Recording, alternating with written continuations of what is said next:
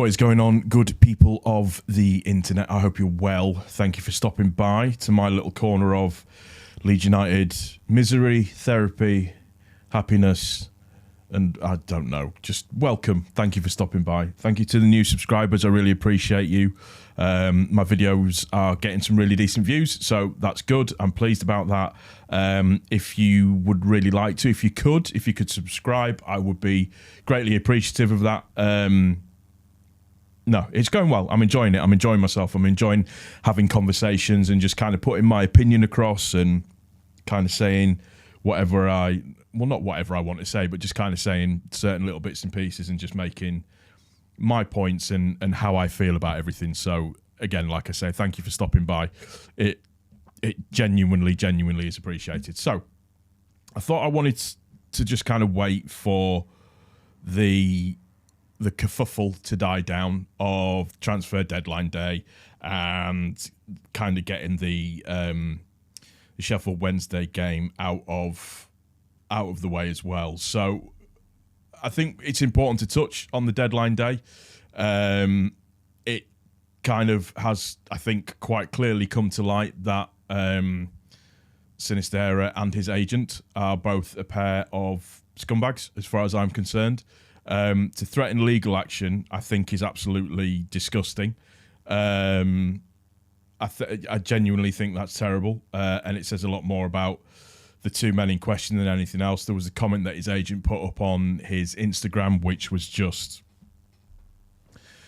the least said about that, the better. And for it to happen the way that it did, in terms of the timing that it did, and all of that kind of stuff, was just infuriating. And I know people were pissed off, and I know people were really annoyed about it. I could see it coming towards the end of it all. I thought it was all a little too quiet in terms of for himself. Not a good look that he comes out of training and says to a load of little kids that he's not leaving, that he's staying. Who knows? He potentially could have been at that point in time. We just purely don't know. I think that it just, like I said, it's just not a very good look overall in terms of how it looks and in terms of how it feels. The one good thing is that if he was going to go, we had to get in a replacement, and we get in Jadon Anthony, who I know for everybody they all saw it as quite underwhelming, but he's been here, he's done it, and he's got the T-shirt. He started the season off really, really well at Bournemouth. And for us to get him in kind of like a mate weight for the loan deal, I think it could prove to be a bit of a masterstroke. And then obviously the other players that we got in towards the end, Gruev and Kamara, finally getting in.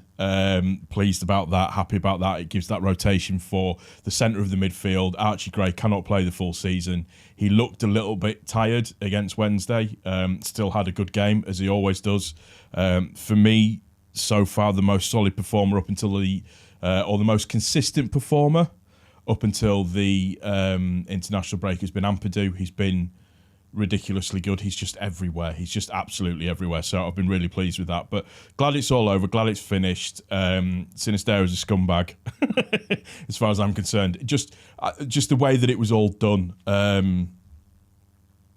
It leaves a bit of a sour taste. There's no way he can come back at the end of his loan period, even if we do by some miracle get promoted this season. I think we'll be in the mix. If we do by some miracle get promoted this season, I don't see him coming back at all, along with absolutely everybody else as well. I think they're all just a waste of space and not worth our time. And if we do get promoted, like I said, I don't want them back. They were quick enough to jump ship. They've got no loyalty. They've got no fight, no interest in them at all. I'm just glad that the window's closed and we can now start to shape something and kind of move on from it and hopefully make things a little bit better. Now, moving on to the game.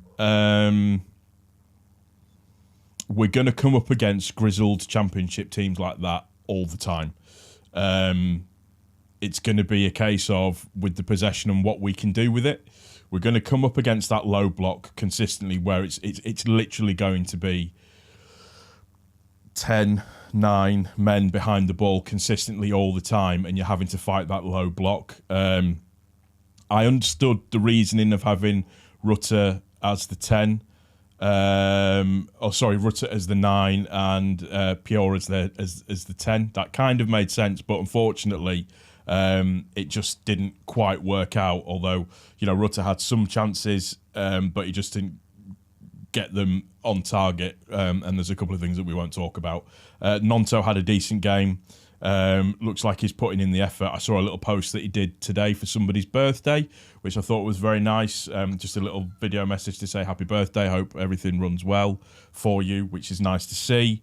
It's interesting that he's not stopping at the end of games and applauding around the pitch. He's literally just running off and straight down the tunnel. I have a slight sneaky suspicion it's because he's been told to, given everything that's kind of gone on recently, just to get your head down and get on with it. Somerville had a decent-ish game, looked all right, played quite well. Jed Spence, when he came on, brilliant. He's got to play in front of Ayling.